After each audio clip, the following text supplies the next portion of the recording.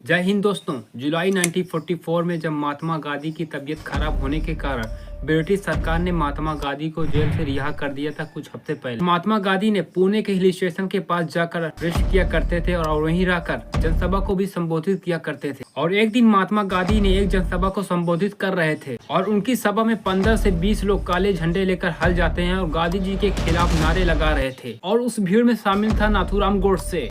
और गोडसे चाकू निकालकर बढ़ता है गांधी जी की तरफ हमले करने के लिए, पर जनसभा के आसपास के लोग गोडसे को पकड़ लेते हैं। पर गांधी जी देखकर हैरान हो गए थे और महात्मा गांधी सोचने लगते हैं कौन था ये बंदा और क्यों मेरे ऊपर हमले करना चाहता था। और उसके बाद महात्मा गांधी जी गोडसे को अपने पास बुलाते हैं और गोडसे से गांधी जी बोलते हैं कि आप हमारे पास 8 दिन तक रहो जिससे हम एक दूसरे को सोच समझ सके। बताया जा रहा है कि गोडसे ने इस ऑफर को कैंसिल कर दिया और गांधी जी के कहने पर गोडसे को उस समय छोड़ दिया जाता है। एक्चुअली दोस्तों 1944 से पहले महात्मा गांधी जी को मारने की कई बार कोशिश की गई थी और गोडसे ने फाइनली जाकर एक 78 साल वर्ष के बुजुर्ग और कमजोर व्यक्ति गांधी जी का खून किया था। वो अकेला नहीं था, ये सोची समझी साजिश थी। इसकी प्लानिंग करते वक्त 1 साल से ज्यादा का वक्त लगा था। इस मृत्यु में ऐसे ऐसे नाम आते हैं जिसे सुनकर आप भी हैरान हो जाएंगे। आइए जानते हैं महात्मा गांधी जी की मृत्यु की पूरी कहानी आज की स्पेशल वीडियो के अंदर।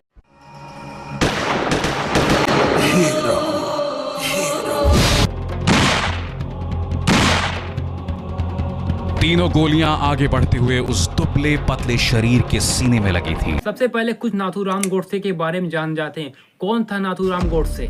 नाथूराम गोडसे का जन्म हुआ था 19 मई 1910 में। अपने माता पिता की होने वाली ये चौथी संतान थी, लेकिन इस परिवार में जितने भी लड़के पैदा हुए थे उससे पहले उनके बचपन में उन लोगों की मृत्यु हो गई थी, जबकि उनके परिवार में उनकी लड़की जिंदा थी। इससे नाथूराम गोडसे के माता पिता को लगा कि उनके परिवार में लड़का पैदा होना कोई शराब सा लग गया है, जिससे उनके परिवार में कोई भी लड़का बच नहीं सका। और नाथूराम गोडसे को बड़ा करने के लिए उन्होंने लड़की की तरह पालन पोषण का फैसला लिया और बचपन में नाथूराम गोडसे की नाक को छेद कर दिया गया है क्योंकि उसकी नाक में रोज सिंह पहनी जा सके।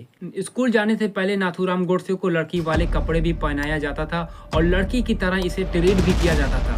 और इसका असली नाम रामचंद्र विनायक गोडसे था, लेकिन इसको नथ पहनने के कारण इसका नाम नाथूराम पड़ गया था। स्कूल में ये जाकर 5 तक पास हो गए और 10 में जाकर ये फेल हो गए और फेल होने के बाद ये रत्नागिरी चले गए थे। रत्नागिरी जाने के बाद गोडसे सबसे पहले संपर्क में आता है विनायक दामोदर सावरकर से और गोडसे सावरकर से बहुत ज्यादा प्रेरित और इंस्पायर था। 1942 में चल के गोडसे की मुलाकात होती है पहली बार आप्टे से। आप्टे और गोडसे ये दोनों मिलकर हिंदू राष्ट्र संगठन बनाए। आगे चलकर ये दोनों एक न्यूज़पेपर बनाते हैं जिसका नाम अगरिये था और इसका एडिटर गोडसे। सबसे ज्यादा हैरान वाली बात, इसी न्यूज़पेपर में गांधी जी के खिलाफ आर्टिकल छपते थे। गोडसे के न्यूज़पेपर के आर्टिकल में छपा था कि गांधी तुम सुसाइड कर लो। और गांधी जी इस समय इतने ज्यादा चर्चित थे कि देश के सबसे ज्यादा हिंदू इनको सबसे बड़ा नेता समझते थे। गोडसे की नफरत के पीछे एक रीजन था और महात्मा गांधी जी सेकुलर डेमोक्रेसी के पक्ष में थे। बहुत से आर्टिकल में लिखा जाता है कि आजाद भारत का सबसे पहले आतंकवादी नाथूराम गोडसे था। इससे पहले गांधी जी को कई बार मारने की कोशिश की जाती थी पर इनके प्लान फेल हो जाते थे। उसके बाद गोडसे और आप्टे मुंबई आ जाते हैं और 23 जनवरी 1948 में ये दोनों एक फैसला लेते हैं। उसके बाद गोडसे ने खुद कहा था कि महात्मा गांधी को मैं मारूंगा और आप्टे और करकरे मुझे पीछे से सपोर्ट देंगे। लेकिन पिछली घटनाओं से इन लोगों को पुलिस ढूंढ रही थी और आप्टे और करकरे और गोडसे ये तीनों मिलकर अंडरग्राउंड काम कर रहे थे। 29 जनवरी 1948 के शाम में करकरे गांधी जी की सिक्योरिटी अरेंजमेंट को देखकर आता है। अगले दिन 30 जनवरी 1948 में 5 बजे गांधी जी की मीटिंग चालू होने वाली थी और उस मीटिंग में इससे पहले गोडसे 10 मिनट पहले पहुंच गया था और उस समय गांधी जी की सरदार पटेल जी के साथ मीटिंग चल रही थी और ये मीटिंग 5:10 पे खत्म हुई थी। और इस समय गुजरात के 2 नेता आते हैं गांधी जी से मिलने के लिए। उनकी ग्रेट मनु ने गांधी जी से पूछा क्या आप उनसे मिलेंगे? तो गांधी जी ने बोला अगर मैं जिंदा रहा तो प्रार्थना समय के बाद वॉक पर उनसे बातचीत करूंगा। और जब गांधी जी मीटिंग से बाहर निकले तो ऑलरेडी 15 मिनट लेट थे और मनु और आभा के कंधों पर हाथ रखकर प्रेयर मीटिंग में पहुंचे और गोडसे मनु के पास होकर गांधी जी के पास पहुंचा और उसके बाद गोडसे गांधी जी की तरफ बढ़ा।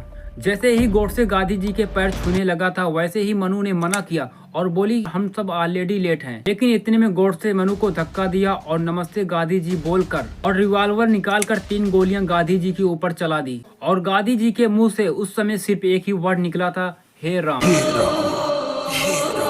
इस्तीफाक की बात देखें दोस्तों, महात्मा गांधी जी के मरने से पहले महात्मा गांधी जी ने मनु से कहा था कि अगर मेरे मरने के बाद मेरे माउथ से भगवान का नाम निकले तो तुम पूरी दुनिया वाले को बता देना कि ये रियल महात्मा गांधी था। और पास में खड़े पुलिस वाले ने गोडसे को पकड़ लेते हैं, लेकिन आपटे और करकरे वहां से भाग जाते हैं। गांधी जी की यह खबर सुनकर पूरा देश दुख में चला जाता है। अगर गांधी जी जिंदा होते शायद गोडसे को फांसी नहीं होती, क्योंकि इससे पहले गांधी जी ने बहुत से लोगों को रिहा करवाए थे और उसके बाद गोडसे को 15 नवंबर 1949 में फांसी दी जाती है। और आप लोग कमेंट सेक्शन में #भारतीय एकता जिंदाबाद के नाम जरूर लिखें और इस वीडियो को ज्यादा से ज्यादा शेयर करें। मिलते हैं अगली वीडियो में, तब तक जय हिंद।